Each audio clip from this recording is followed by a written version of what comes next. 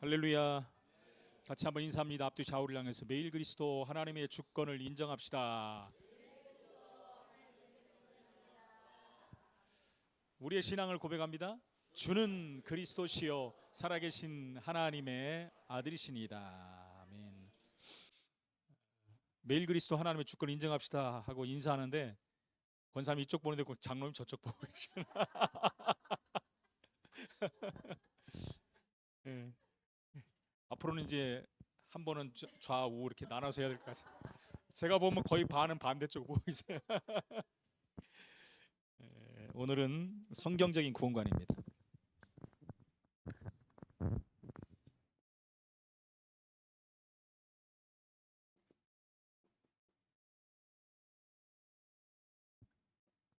잘 보이죠? 오늘은 진하게 안 보여요, 선생님? 보이죠?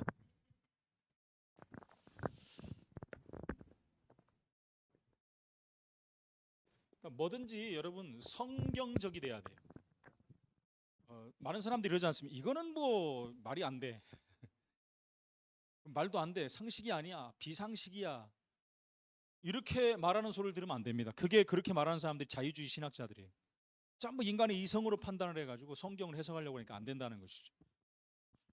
그래서 우리는 구원관을 성경적인 구원관을 가져야 된다. 이게 안 돼버리면 자유주의 신학자들 말을 듣고 맞아 그래 우리가 또 죄를 지면 취소되겠지 뭐 이런 식으로 말을 하고 성경도 그런 쪽으로 해석을 해버려. 그런 생각이 들어가면 성경 해석이 또 그렇게 돼버려. 인본주의적인 성경 해석이 돼버린다는 거예요. 그래서 성경적인 구원관은 개혁주의 신앙의 가장 핵심 포인트입니다. 이게 잘못돼 버리면 신앙 자체가 흔들리기 때문에 시작부터 흔들리기 때문에 끝까지 흔들려 버리는 거예요. 그래서 마지막까지 흔들려 가지고 나중에 다 헤매는 거예요. 구원이 헷갈려 버리면 다 흔들리는 거 아니겠습니까?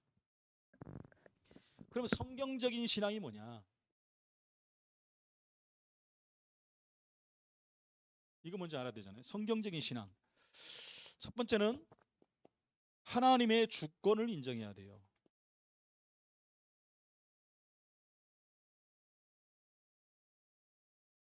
하나님의 주권. 우리가 하나님의 주권을 인정하라 오늘도 그러지 않습니까? 두 번이나 오늘 했지만 구호로 끝나면 되는 것이 아니라 모든 곳에 적용을 해야 돼요. 하나님의 주권을 인정해야 돼요. 하나님의 주권을 높이고 그 다음에 성경의 권위를 인정해야 돼요. 성경의 권위를 인정한다는 말은 뭡니까? 하나님 말씀에 순종하는 거죠. 하나님 말씀을 액면 그대로 믿어버리는 거예요. 그게 성경의 권위를 높이는 것입니다. 이렇게 되면은 삶이 성경적인 삶이 되는 거예요. 그렇잖아요. 이게 하나님이 원하시는 삶이 되는 거예요. 이대로 돼야 되는 이게 바로 성경적인 신앙이에요. 이렇게 돼버리면 이게 성경이 우리 삶에 뭐가 되냐? 법칙이 되는 거예요. 법칙. 그것도 유일한 법칙입니다. 유일. 세상의 법칙은 뭡니까? 사람이 만들어 놓은 법 안에 테두리 안에 살지 않습니까? 그래서 민주주의 그러면은 다수결의 원칙을 따르잖아요. 그러나 하나님의 말씀은 그게 아니에요. 다수결의 원칙이 아니에요. 소수의 원칙이나 그것도 아닙니다. 하나님 말씀이 기준이 되는 거예요. 법칙이 그러니까 성경적인 유일한 법칙이 성경에 있다. 그걸 따라 삶을 말하는 것입니다. 그래서 이런 사람은 어떻게 사느냐? 오직 그리스도 안에 삽니다. 이때 비로소 오직 그리스도가 되는 거예요. 그냥 무조건 그리스도 오직 그리스도 하는 게 아니에요. 오직 그리스도 하고 딴 짓 하지 않았습니까? 그죠? 이거 오직 그리스도 안에서 사는 안에서. 그러면서 그 다음에 오직 하나님의 은혜로 사는 거예요. 세상이 주는 뭐 그런 은혜 그런 게 아니라 하나님의 은혜로 사는 거예요. 세상 거는 여러분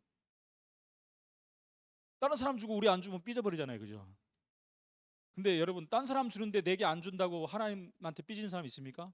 삐져야 돼요. 사실은 거기서 삐져야죠. 하나님 우리 저기 권사님은 은혜 주는데 내한테 안 줍니까? 그런 욕심이 있어야 돼요. 그리고 내가 은혜 받기 위해서 하나님 앞에 엎드려야 되는 거죠. 이 순서대로 가면 하나님 은혜를 받는다는 것입니다. 이렇게 되면은 그 다음에 오직 믿음이 생기는 거예요. 오직 믿음으로 뭐합니까? 구원받는 거잖아요. 뭐 당연한 거잖아요. 오직 믿음, 다른 게 아닙니다. 오직 믿음 통해서 구원을. 이것이 인생의 목적이 되는 거죠. 이제 방향이 설정이 되니까 목적이 나오는 거예요. 어떻게 살아야 되는지가 답이 나오는 거예요. 그러면은 마지막으로 이제는 하나님께 가장 삶의 최고의 목적은 영광. 하나님께 영광 돌린 거잖아요. 사람에게 영광 돌린 게 아니라 하나님께 영광을 돌리는 거예요. 그래서 개혁주의 신앙은 구원관에서 5가지의 교리를 믿고 가르치는 것입니다. 그게 이제 오늘 우리가 배워야 될 거예요. 그래서 오늘 첫 번째는 인간의 완전 타락.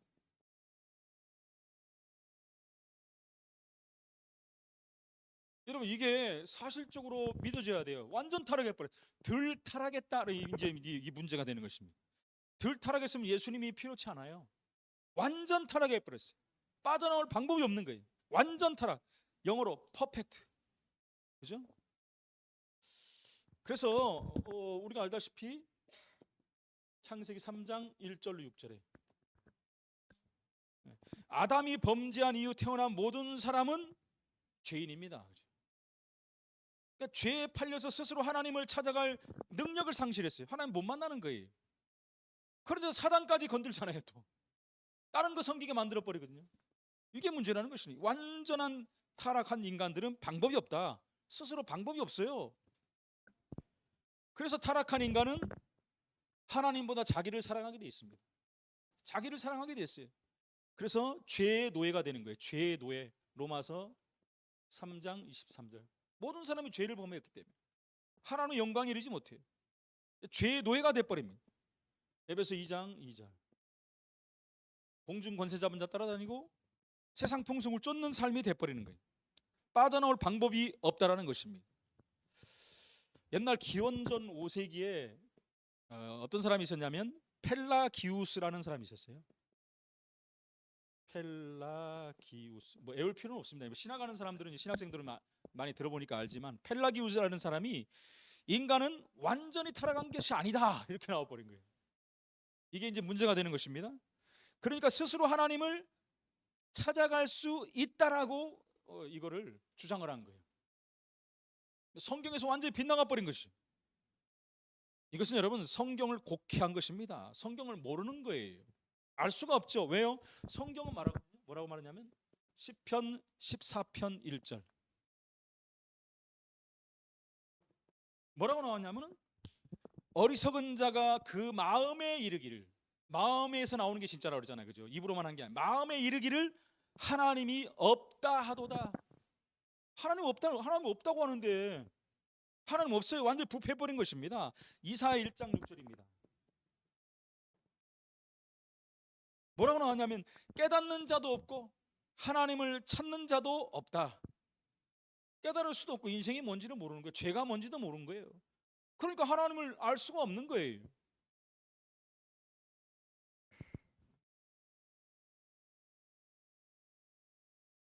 이게 로마서 3장 11절입니다. 이사야가 아니라 로마서 3장 11절.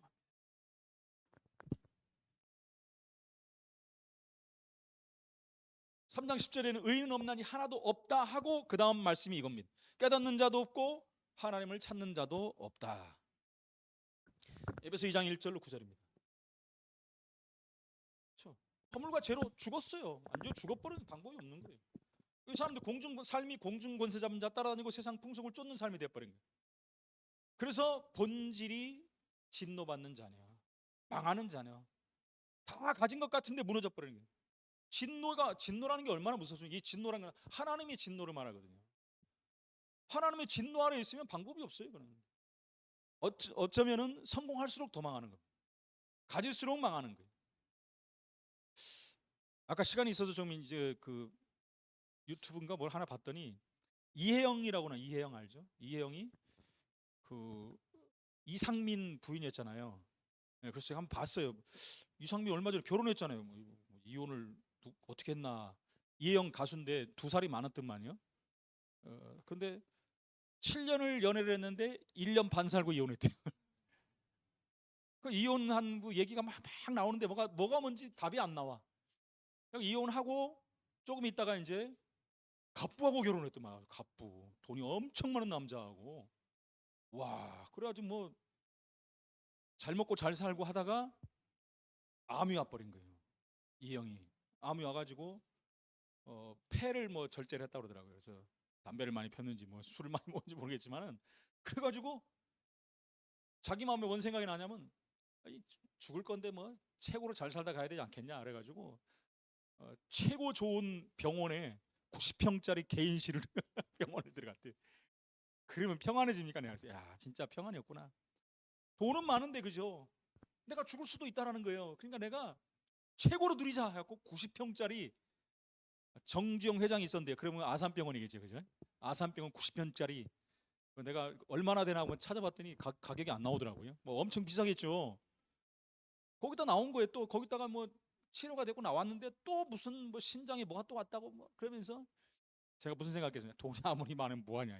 하나 건드려 버리면 이게 진짜 행복이 없어져 버리는데. 근데 반대로 복음 가진 사람들은 운 좋아도 상관없어요, 그죠? 우린 이미 답이 났기 때문에. 그죠? 끝난 거 아닙니까, 그죠? 얼마나 감사합니까? 세상 사람들 그걸 모르니까 고통 가운데 무너지는 거예요. 그러니까 다른 걸 자꾸 찾아가잖아요. 진노 아래 있는데 성공하면 뭐합니까? 그래서 우리가 구원 얻는 것은 우리가 그리스도에게 나가는 것이 아닙니다. 우리가 나가서 구원받는 게 아니에요. 하나님의 영이 우리를 그리스도에게로 인도한 거예요. 하나님의 영이 우리를 그리스도로 인도한, 이거를 신학적 용어로 효과적 부르심이다. 첫 번째,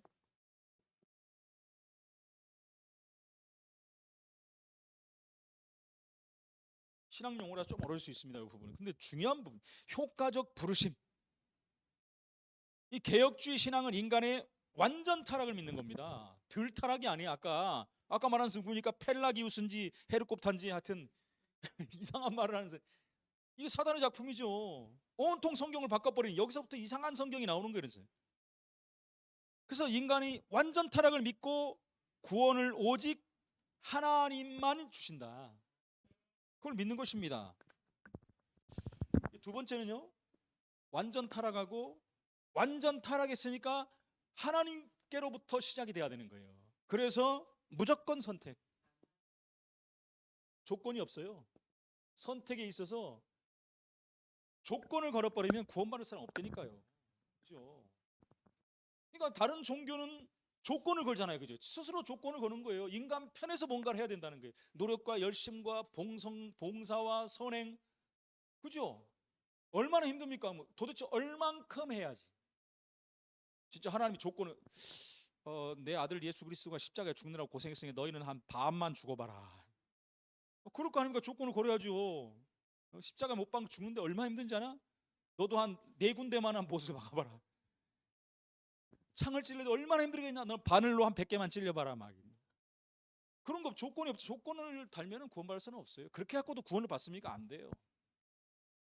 그래서 하나님은 무조건이에요. 대가가 없는, 조건이 없는 선택이에요. 그래서 아담의 범죄로 인하여 모든 인류는 간단히 말하면 이렇게 된 거예요. 요한복음 8장 44절, 신분이 바뀌어 버렸어요. 그래서 아까 말한 에베소 2장 2절, 다른 것 따라다니는 거예요. 우상 숭배하고 다른 것 따라다니고 속는지도 모르고 따라가고 이렇게 될 수밖에 없는 것입니다. 그래서 하나 더 한다면 본질상 진노의 자녀다. 근데 하나님은 그 중에서 구원 얻을 자를 택하셨다. 그래서 우리를 택한 자라고 하죠. 택한 자. 그걸 간택했다 그러잖아요. 임금이 자기 부인 중전을 간택한다 그러잖아요. 수많은 궁녀 중에서 하나님께서 우리를 간택하셨어요. 예수 그리스도께 다 간택하신 거죠. 그죠? 우리 신부, 그죠? 신랑 되신 예수께서 신부 우리를 다 간택하셨어요. 얼마나 감사합니까, 그죠? 에? 사람들은 맨날 로또 뭐 당첨되냐 안 되냐, 우리는 하나님께 다 이미 로또하고 상대가 안 되잖아요, 그죠? 사람들은 그죠? 로또 인생을 다 살아요. 왜 로또 인생입니까? 절대로 당첨이 안 돼. 그게 로또 인생이에요. 당첨되는 사람은 국한돼 있잖아요. 그래서 그렇게 말하더라고요. 로또 인생이라고. 로또 맞았습니까? 이거 절대로 당첨이 안 되나. 어떤 사람은 10,000원짜리도 된다는데 나는 500원도 안 돼. 그래요. 최하가 500원입니까? 얼마예요? 다 안 하시는 척하네. 예. 우리는 진짜 하나님께 당첨된 로또 인생인 줄로 많이 믿습니다. 그래서 이것은 여러분 우리에게 무슨 선한 것이 있어서 구원받은 게 아니에요. 선한 게 없어요. 우리는 악이죠. 처음부터 악한 사람이 죄 가운데 빠지니까 악의 사람이에요. 성선설 선악선하지만 선악설 속에 들어간 거예요. 우리는 처음 창조된 인간은 성선설이지만 우리가 무슨 공로를 세운 것도 아닙니다, 여러분. 무슨 공로를 세웠어요? 그럼 구원 얻을 공로가 됩니까? 우리가 한 공로가? 안 된다니까요. 그 택시 기사들 보면은 무슨 뺑소니나 뭐 하면 막 그 생명 걸고 가서 하지 않습니까? 그게 뭔지 압니까? 대가가 있어서 그래요. 그거 하나 잡으면 뭐 개인 택시 따기도 하고 막 이러니까 한단 말입니다. 뭔가 있기 때문에 하는 거지, 대가가 있기 때문에. 그런데 우리 하나님은 대가가 없어요. 우리 그냥 내 것이다 해버린 거예요. 공로를 세워서도 되는 게 아닙니다. 오로지 하나님이 기쁘신 뜻대로 창세전에 하나님의 일방적인, 이걸 용어로 뭐라 합니까? 신앙 용어로 예정하시고 예지하셨다. 우리를 정하시고 지명하셨다는 거예요. 하나님이 정하시고 하나님이 지명하여 불렀다 그러지 않습니까? 여기에 의해서 우리가 구원을 얻도록 만드신 겁니다. 그래서 구원받은 백성을 하나님은 무조건 선택하셨다. 무조건. 이게 얼마나 감사합니까? 너무 감사한 거예요. 이게. 이걸 안 믿잖아요. 사람들이. 무조건 아니라는 거예요. 그래서 나도 해야 된다는 거예요. 나도. 좀 이따 나오겠습니다. 내가 좀 노력해야 되지 않게. 그걸 종교라고 하는 거예요. 그래서 반대로 이에 반해 어떤 사람들은 가르치기를 우리가 믿는 것을 알고 하나님이 예수 믿을 사람을 선택해 줬. 믿을 건지 알고, 내가 믿을 건지, 앙금이 권사님이 믿을 줄 알고 앙금이 권사님을 선택했더니 그런 거 아니라니까요. 아멘. 아니. 잘 들으셔야 돼요. 그걸 뭐라면 협력 구원설. 협력 구원. 하나님과 협력해서 구원을 받는다는 거예요. 그다음에 무슨 말입니까? 나도 노력을 해야 된다는 거예요. 나도 노력을 해야 구원받는다는 거예요. 그걸 협력 구원설이라는 거예요. 이렇게 가르치는 것을 알미니안이다. 아르미니안. 정확히 말하면 알미니안. 이렇게 말합니다. 다시 말하면 전 세계 기독교의 반 이상이 이렇게 믿어요. 알미니안식. 이게 보통 문제가 아니에요. 알미니안식. 여기서 이제 우리 그렇게 믿었던 분들도 많이 있잖아요. 그죠? 근데 우리를 이렇게 구원하셨는데, 간단히 말하면 오순절 계통도 알미니안 쪽입니다. 감리교 쪽도, 성결교 쪽도. 성결교도 여러분 이제 예수교 성결교는 또 아니에요. 그건 아셔야 돼. 예수교냐 기독교냐.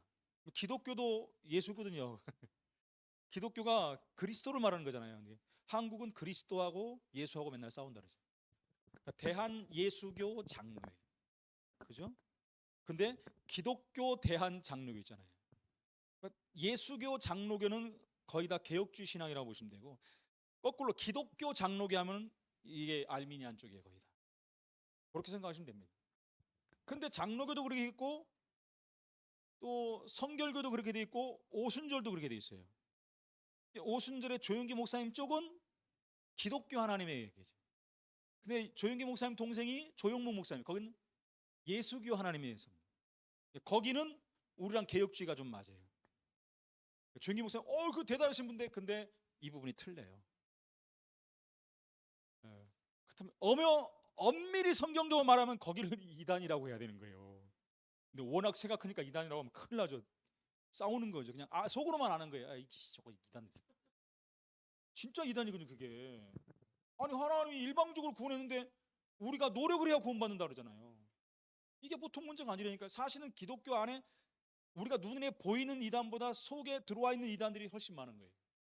이단이라고 하면 큰일 나지만은, 그래서 이게 보통 문제가 아니에요. 근데 우리 장로교 대한예수교 장로교 안에도 또 합동과 통합이 나눴잖아요. 합동은 또 그렇지 않아도 우리랑 좀 비슷한 계열인데 통합은 좀 약간 틀려요. 통합은 이걸 다 말하려면 뭐 밤새도 못하겠습니다만 나중에 또 시간이 있으면. 그래서 협력권서를 말한 알미니안파를 말하면 알미니안. 그러니까 알미니안이라는 말은 17세기에 네덜란드 유명한 신학자, 네덜란드 그 라이든 대학이라는 신학교가 있어요. 거기 교수예요, 교수. 덕망 높고, 여러분 이름도 없는 사람이 하면은 에이 이러기 말지만 이름 있는 사람이 하니까 사람들이 거기에 빠져들어가는 거예요. 이 사람의 말을 듣고, 그래서 그 위에서 설명한 것처럼 아까 조건부 선택 이걸 말하는 거예요. 그리고 우리는 아까 예정 예지라고 그랬죠. 권사님 아까 헷갈리셨잖아요. 예정 예지가 우리가 맞고 저 사람들은 말하는 건 예지 예능이에요. 예정이에요. 그 말 아니에요. 그 말이 틀린 거예요. 예지하시고 예정하셨다가 아니거든요. 우리 예정하시고 지명해서 불러버리는 거예요. 이 굉장히 틀린, 조그만 이게 앞뒤가 틀린 것 같지만 완전히 틀리는 얘기예요. 이게 그의 가르침을 따르는 사람들이 그의 이름을 따라서 말한 게 알미니안주의다 이렇게 말해요. 알미니안주의. 근데 아까 말한 뭐 그 기독교 들어가는 쪽에서도요, 기독교라고 돼 있지만 진짜 그냥 예수 믿는 학파들이 훨씬 많아요. 그런 교단들이, 그런 교회들이 훨씬 많습니다. 사실은요. 배울 때는 그렇게 배워요. 근데 실제 목회를 보니까 아니거든요. 그러니까 올바로 이제 성경적으로 믿는 자들이 굉장히 많은 거죠. 근데 배운 대로 해버리면 이상하게 하는 거죠. 이상하게. 여기까지만 하고요. 네 번째입니다. 세 번째.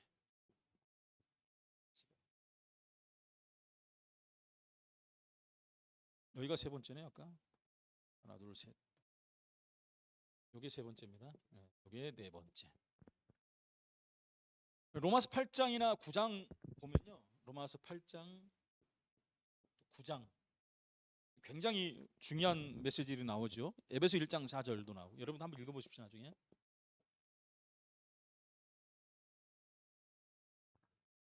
여기 보면 우리를 택해 주시는 것은 순전히 하나님의 기쁘신 뜻에 의해서라고 그랬어요. 하나님의 뜻으로 구원받는, 뜻에 부합한 자로 구원받은 거지. 우리가 노력하고 열심히 해서 하나님이 너 잘했으니까 이게 아니거든요. 좀 심한 말로 하면 하나님 마음대로, 그죠? 근데 그것도 하나님이 이미 정해놓은 거예요. 미리 창세될 영세 준비 다 해놨어요. 특히 로마서 9장을 여러분 나중에 한번 읽어보세요. 그거 말하면 하나님은 우리가 믿을 것을 미리 아시고 그것에 근거해서 우리를 택한 것이 아니라니까. 믿을 것을 아시고가 아니에요.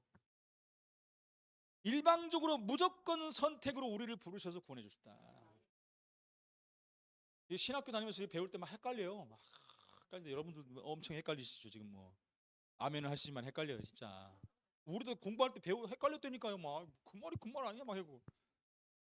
근데 이게 말 속뜻을 딱 들어가서 보면 정말 맞는 말이고 너무 틀려요. 싹 틀려요. 무조건 선택이라니까요. 우리가 믿을 것을 알고 구원한 게 아니에요. 하나님이 그냥 일방적으로 선택해 버렸어요. 세 번째는 시간이 많이 가니까 제한 속죄입니다. 제한된 속죄. 하나님이 무조건 선택하셨지만 아무나 구원받는 것이 아니에요. 이해하시죠? 간단하게 말하면 누구나 무조건 선택했어요. 조건 없이 선택했는데 모두 다는 아닌 거예요. 제한된 속죄. 요거부터 그 뜻부터 이해를 해야 된다니까. 뜻부터. 누구나 아니라니까. 그러니까 여기 앉아 있는 여러분들 보통 축복이 아니라니까요. 네? 그 많은 사람들 중에서 하나님이 구원하기로 작정된 영혼 속에만 들어간 거예요. 다 구원받는 게 아니라니까요. 예수 그리스도의 죽으심은 온 세상 사람들을 위함이 아닙니다. 간단히 말하면 택한 백성들. 아까 말했죠. 택한 자. 아니 어떻게 그럴 수 있냐. 하나님 사랑이라며. 그래서 이걸 뭐라면 은혜다. 은혜예요. 은혜. 은혜라는 게 뭡니까? 일방적인 것이잖아요. 우리 노력 열심히 아니에요. 은혜로 구원받은 거예요. 이 말은 요한복음 17장 9절에 보면 나옵니다. 요한복음 17장 9절에 뭐라고 나와 있냐면 예수님이 아버지여 내가 비옵는 것은 온 세상을 위함이 아니요 나왔죠. 온 세상을 위함이 아니요 아버지께서 내게 주신 자들을 위함이니. 하나님 내게 주신 자들, 구원받을 자들을 위함이다 그랬어요. 그거 놓고 기도했지 않습니까 우리 예수님이? 그러면 데살로니가 후서 3장 2절입니다. 여기도 보니까 뭐라고 나왔냐면 믿음은 모든 사람의 것이 아니다. 무슨 말을 다시 말하면 믿음은 모든 사람이 믿는 게 아니다는 거예요. 선택된 자만 믿는다는 것입니다, 여러분. 요걸 갖다 이제 우리 알미니안 사람들랑 말하면 완전히 막 난리 납니다. 목사님들 얘기하면 난리 나요, 이게 얘기하면. 제가 그 처음에 우리 다락방 개혁 그 팀에 제가 들어갔었다고 그랬잖아요, 몇 년 전에. 제가 나온 이유가 이것 때문에 나온 거예요. 거기 성결교 분들이 계셨는데 저보다 한참 선배들인데 완전히 이게 틀려, 말이 안 맞아. 지금 우리는 이 비리와 이거 갖고 얘기하는데 갑자기 계속 그러는 거예요. 그건 장로교 신학이 잘못돼서 이렇게 됐다는 거예요. 내가 그래서 에? 그거 뭔 말이에요? 그렇지. 그래서 저랑 막 한참 다퉜어요, 목사님들.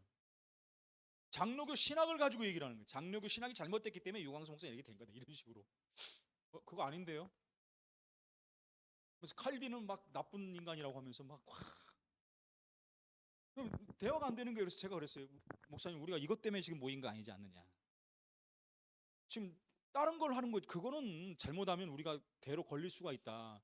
장로교를 건드리는 것은 한국교 전체 장로교를 건드리기 때문에 이거 우리가 안 된다. 그건 나중에 하든가. 우리가 지금 하는 건 나타난 비리와 이거 갖고 하는 건데 알았다 그러더니 나중에 또 그러는 거예요. 그래서 안 되겠다. 그래서 내가 나와버린 거예요. 저하고 이제 서울교 출신 몇 분 목사님들은 이거 아니다. 이거 하나님 뜻이 아니다. 나오자. 그래 나온 거예요. 그냥 나중에 그 문제들이 막 부각되면서 이상한 좀 그게 왔었어요, 사실은. 근데 그분들은 그게 알미니안이 확신하다고 생각해요. 확신하고. 그래서 어디까지 가냐? 죽어봐야 한다. 그리고 한 번 구원받은 거 영원한 구원이 아니다. 그래서 나오는 게 이제 유튜브나 그런 데 찾아보면 예수 믿고 구원받는다고 말하는 목사는 지옥 간다, 이렇게까지 나오는 거예요. 그냥이 아니라니까. 이게 보통 문제가 아니에요. 여러분들이 장로교에서 신앙생활 한다는 게 굉장히 기쁨이에요. 감사죠. 장로교에서도 또 통합측이 아니고 저도 어렸을 때 통합측이었거든요. 통합측이 아닌 걸 감사해야 돼요. 그 사람들 들으면 또 뭐라고 하겠지만은 그 사람도 그렇게 같이 되니까 신학교에서 갈대밭 건넜다고 하니까 홍해를. 근데 그 당시 그쪽에 또 그쪽에 갈대밭이 또 있었어요, 사실. 하필이면 그때 갈대밭이 열린다는 것도 기적 아닙니까 또? 빨리 진행해야 되겠네, 말이지만. 그러니까 믿음은 모든 사람의 것이 아니다라고 분명히 말할 거예요. 요한일서 2장 2절에 보니까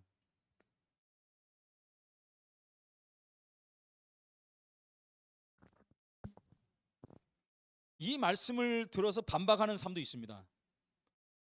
온 세상의 죄를 위함이다 그랬거든요. 그러니까 온 세상을 위해서 한 거 아니냐?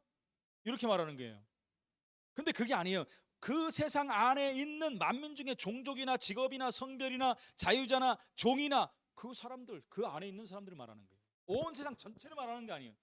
그럼 적어도 틀리죠. 하나님이 세상을 이처럼 사랑하사 독생, 그렇게 말했는데 그 세상 안에 있는 구원주로 작정된 영혼들이 있다.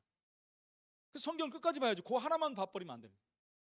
이 세상을 위해서 죽으셨잖아요. 그리고 거기서 믿는 자는 따로 있다라는 거죠.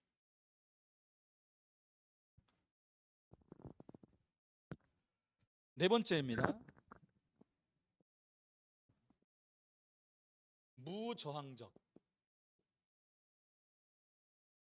은혜. 잘 안 써지네. 요거를 다른 말로 하면 불가항력적 은혜. 불가항력적 은혜.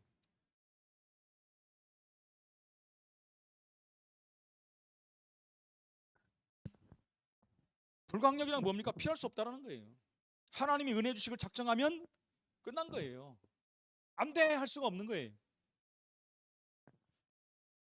그러니까 하나님이 우리를 구원하시기 위해서 아까 말했죠. 효과적인 부름이라고 그랬어요. 그래서 효과적인 부름의 은혜를 주시면 인간은 반드시 구원받는 거예요.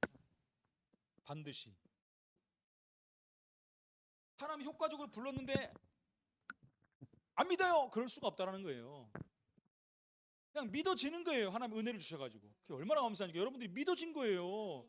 효과적인 부르심에 의해서 믿어진 겁니다. 그래서 구원받은 거예요. 그러니까 하나님은 절대 주권을 가지시고 역사하시면서 구원할 자를 구원하십니다. 구원할 자를 구원하시. 구원할 자를 구원하시. 당연한 얘기입니다. 그래서 그 방법은 뭐냐? 그가 택한 자들에게 그가 정한 때 부르십니다. 하나님 시간표라고 그러잖아요. 정한 때 하나님 부르셔서 구원을 주시는 거예요. 그거를 사도행전 13장 48절. 작정된 영혼들, 구원직으로 작정된 영혼들이 있다고 하지 않습니까? 작정이 안 된 영혼들이 있다는 거죠. 그런 사람들 효과적인 부르심으로 하나님이 부르신 거예요. 그래서 하나님의 부르심에는 두 가지가 있어요. 부르심에 두 가지가 있는데 하나는 아까 말씀드린 효과적 부르심.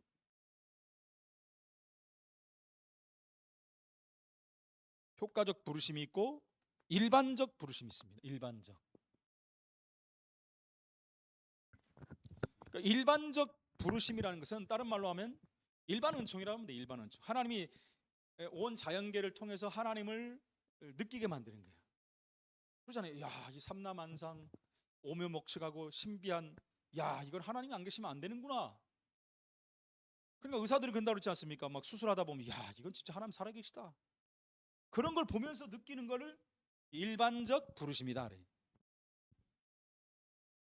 그런데도 안 믿는 사람들 많지 않습니까? 하나님 다 보여주는데. 근데 이제 효과적 부르심이라는 것은 하나님이 구원주기로 작정됐기 때문에 부르면 무조건 구원을 받는 거죠. 무조건 은혜 속에 믿어지는 거죠. 믿어지는. 그래서 믿는 것은 내 마음대로 되는 게 아니라 했잖아요. 하나님 은혜로 되어진다 그랬잖아요. 그 은혜에 의하여 믿음으로 말미암아 구원을 얻었나니 이것이 너희에게서 난 것이 아니라 그러잖아요. 이 말씀만 봐도 너무너무 중요하지 않습니까? 너희에게서 난 것이 하나님께로부터 났다 이게. 네가 노력해서 네가 해갖고 뭐 믿어갖고가 아니라 하나님의 은혜로 되어진 것이다. 그래서 하나님께서 효과적 부름으로 불러주시면 그것을 구원을 거절할 수가 없는 거예요. 그걸 이제 무장적 은혜, 불강력적 은혜라고 합니다.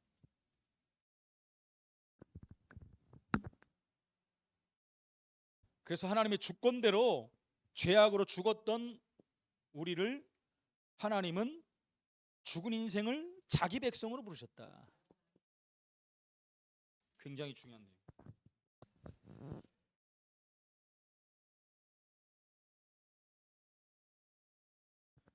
그래서 이게 이제 단계라는 게 있지 않습니까? 여섯 번째 여기다 쓸게요. 여섯 번째, 하나님이 부르시면 어떤 일이 생기느냐? 처음에 이제는 회심을 하게 됩니다. 회심. 마음을 돌이킨다는 얘기잖아요. 하나님께로. 저 지옥으로 가던 영혼이, 죄의 길에 있던 영혼이 돌이키는 거예요. 회심, 마음을 바꿔버리는 거예요. 회심의 단계를 거치면 칭의에 이르게 됩니다. 그 다음에 칭의. 회개하고 난 다음에 하나님께서 그러면 의롭다 칭하는 게, 너는 의로운 자가 됐다. 이제 네 죄가 사해졌다. 왜? 네가 회심했기 때문에. 이 단계가 있다는 것입니다.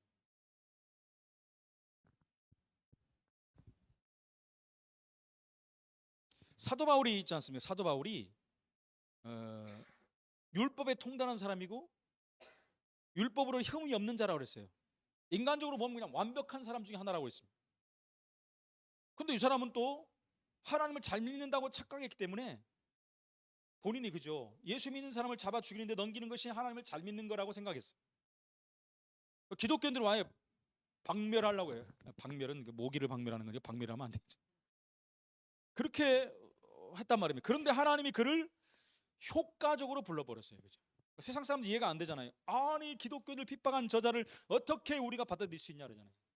하나님이 불러버린 방법이 없어요. 만약에 김정은이 하나님이 효과적 부르심으로 불렀다면 이런 생각이 나겠죠. 아니, 저렇게 극악무도한 것이 어떻게 하나님 사람이 됐냐. 반박하는 사람이 있을 겁니다. 그러나 우리 이걸 배운 사람은 하나님이 부르셨는데 뭐 방법이 없지 이렇게 하는 거죠. 근데 보면은 가능성은 없는 것 같아요, 그죠? 그것도 우리 생각이죠. 그것도 우리 생각. 예. 그래서 하나님 불러주시니까 사울이 변해서 바울이 돼버리잖아요. 이방인의 선교사가 된 거죠. 세계 최고의 응답받는 전도자가 된 겁니다. 다섯 번째, 이제 마지막 다섯 번째는 이제 성도의 궁극적 구원입니다. 극이 아니라 극적, 궁극적. 다른 말로 성도의 견인이라고 그랬죠. 제가 몇 번 말씀드렸죠. 이거를 다시 말하면 한 번 구원은 영원한 구원이다. 이 얘기하면 막 난리가 나는 거예요. 제가 반대편인 사람 말하잖아요. 이 말 하면 난리 나는 거예요. 무슨 한 번 구원받는데 영원히 구원받냐. 사랑하면 잘못할 수도 있고 뭐하는데 아유 그건 자범죄고 우리는 원죄에서 구원받은 거예요. 제가 늘 말해 구원받았다면 이게 전제예요. 안 받았다면 몰라. 받았다면 이거는 취소 안 된다. 성령으로 인을 쳐버렸는데요. 너는 내 것이라 말씀하고 하늘 성경책에 이름이 기록되고 하늘 시민권이 돼버렸어요. 이거는 하나님도 못 받고요. 그래서 한 번 구원하는 것은 영원히 보존되고 이 구원을 상실하는 법이 없다. 이게 개혁주의 성경적인 신앙입니다. 이게 가장 중요한 거예요. 빌립보 1장 6절에 이렇게 나와 있습니다. 빌립보 1장 6절에 우리 속에 착한 일을 시작하신 이가 무슨 말이죠? 우리에게 구원을 주시고 우리 속에 함께 하신 이가 예수의 날까지 이루실 줄을 우리가 확신하노라. 주님 재림하시는 날까지 그 구원을 이루고 가신다는 거예요. 구원을 보존하신다는 거죠. 바뀌고 뺏긴 일이 없다는 것입니다. 성경을 자꾸 이상하게 해석한다니까 그 사람들은요. 오늘 말씀에 로마서 8장 38절 39절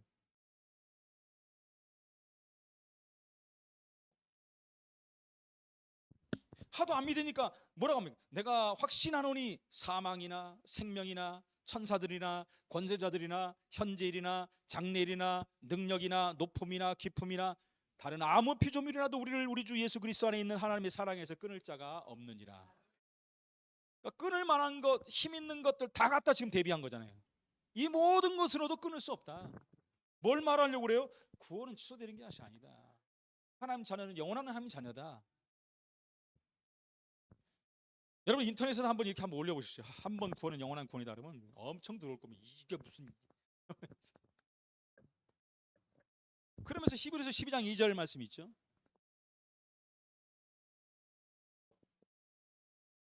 우리가 계속 지금 보는 말씀들이잖아요. 우리가 믿음의 주에 온전케 하시는 예수를 바라보자. 온전케 한다는 말에 뭐라 그랬죠? 끝까지 변함없이 완성시킨다는 얘기예요. 바꿀 수가 없는 거예요.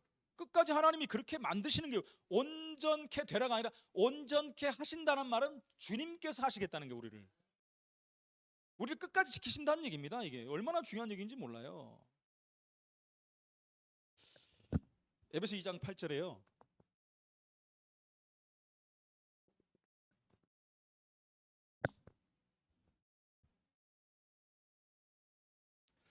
우리가 믿음을 통하여 은혜로 구원을 얻었다 그랬잖아요. 그 은혜에 의하여 믿음으로 말미암아 구원을 얻었다. 얻은 거예요. 얻었다는 것은 준 자가 있는 거예요. 내가 뭘 해가지고 노력을 받은 게 아니라 주신 거예요. 그냥 값없이 줬다는 얘기입니다. 이게 이제 헬라어로 들어가면 헬라어에 그 소조라는 말이 있습니다. 그 말이 구원하다라는 동사의 완료형, 주격, 복수, 분사입니다. 그냥 아세요. 이렇게 제가 설명하느라고 그러니까. 그 말이 뭐냐면 과거에 일어난 어떤 동작과 결과가 영원토록 변하지 않는 거는 이 말 한 뜻에 이게 다 들어가 있는 거예요.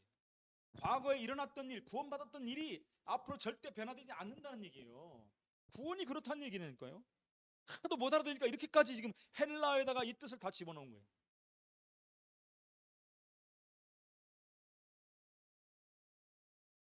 요한에서 3장 9절입니다.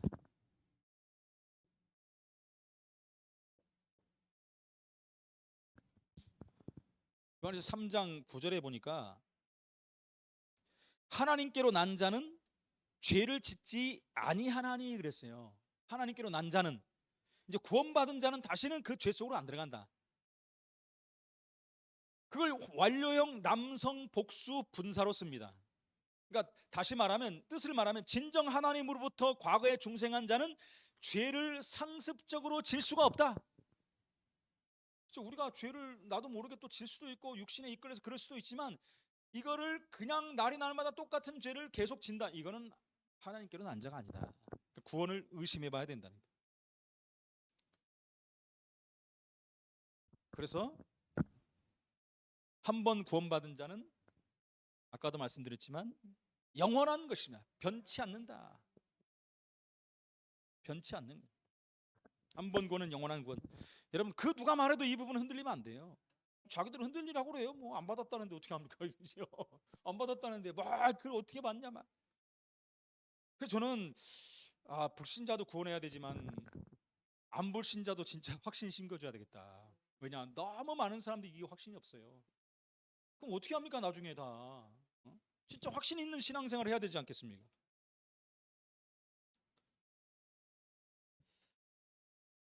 그래서 많은 경우에 사람들이 열심히 입으로 신앙 고백도 하고 세례도 받고 교회 봉사도 하고 다 합니다. 근데 어느 날 교회를 떠나버려. 신앙도 완전히 떠나고 죄악길의 세월을 보내다가 죽기도 합니다. 그죠? 여기에다 한 번 구원받은 성도는 끝까지 구원을 상실하지 않는다는 교리가 성립되느냐 안 되느냐, 이걸 확인해야 돼요. 결국 구원받은 사람은 돌아오게 돼 있어요. 다 돌아오게 돼. 여기 증거 있잖아요. 여기 돌아오게 돼 있어요. 아무리 몸부림쳐도 안 되고는.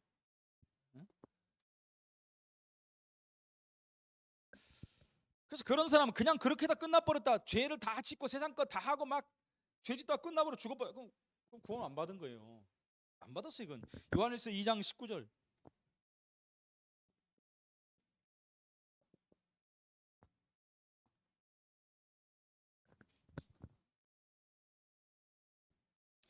이 장 19절에 보니까 성경은 그런 사람은 진실로 하나님의 자녀도 아니며 진실로 회개하고 회심하고 예수를 믿는 사람도 아니었으며 믿는 척하는 사이비 신자였다라고 가르칩니다.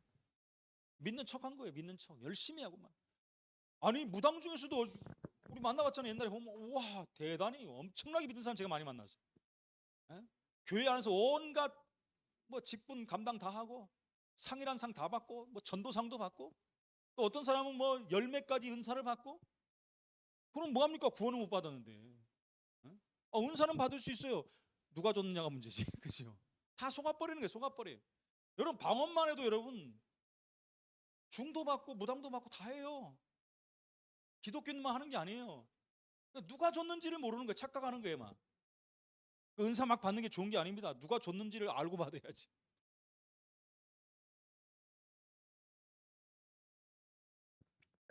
그래서 10번째 9번째 번호가 많아가지고는